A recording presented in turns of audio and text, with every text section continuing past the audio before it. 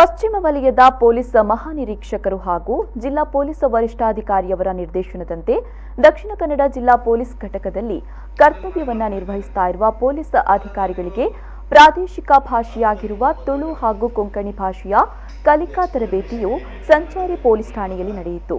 ನಗರಸಭಾ ಮಾಜಿ ಸದಸ್ಯ ಜಗದೀಶ್ ಶೆಟ್ಟಿ ತುಳು ಭಾಷೆ ಹಾಗೂ ಸಂತೋಷ್ ಮೊಟ್ಟೆತಡ್ಕ ಕೊಂಕಣಿ ಭಾಷೆ ಬಗ್ಗೆ ಮಾತನಾಡುವ ಹಾಗೂ ಭಾಷಾಂತರ ಮಾಡುವ ತರಬೇತಿಯನ್ನ ನೀಡಿದರು.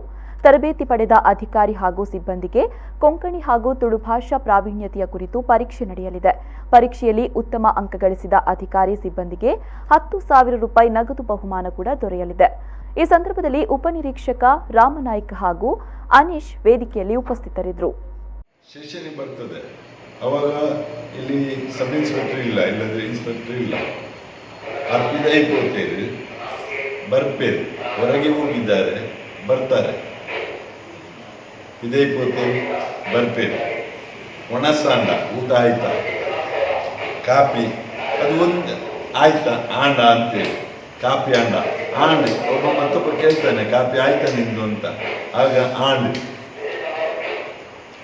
ಹಾಗೆ ಒಂದು ನಾನೀಗ ಸರ್ ಹತ್ರ ಹೇಳಿದೆ, ಏನು ಅಂತ ಹೇಳಿದರೆ, ನಿಮಗೆ ಅಗತ್ಯ ಇರುವಂತಹ ಯಾವ ಪದ ಬೇಕಾ, ನನ್ನ ಲೆಕ್ಕದಲ್ಲಿ ನಾವು ತುಳುವಿನ ಬಗ್ಗೆ ನಾನು ಅದನ್ನು ಇದು ಮಾಡ್ತೇನೆ. ಅನೀಶ್ ಇದ್ದಾರೆ, ಸಂಗತಗಳನ್ನು ಚಾಪಿ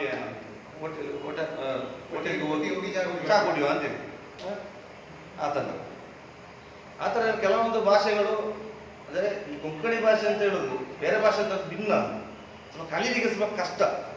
ಕೊಂಕಣಿ ಭಾಷೆ ನಾವೇನು ಮಾತಾಡ್ತೇವೆ ಅದು ನಿಮ್ಗೆ ಅರ್ಥ ಆಗೋದಿಲ್ಲ, ಅದು ನಿಮಗೆ ಅದು ಗೊತ್ತಿರ್ಬೋದು. ಈಗ ನಾನು ಮಾತಾಡೋದು ಕೆಲವರು ಸುದ್ದಿಯಲ್ಲಿ ಮಾತಾಡೋದು ಹೇಳ್ತಾರೆ, ಇವರೆಲ್ಲ ನಮ್ಮ ಸುದ್ದಿಯವರು ಎಂತ ಮಾತಾಡೋದು ನಮಗೆ ಬೈತಾರ ಇಲ್ವ ಅನ್ನೋದು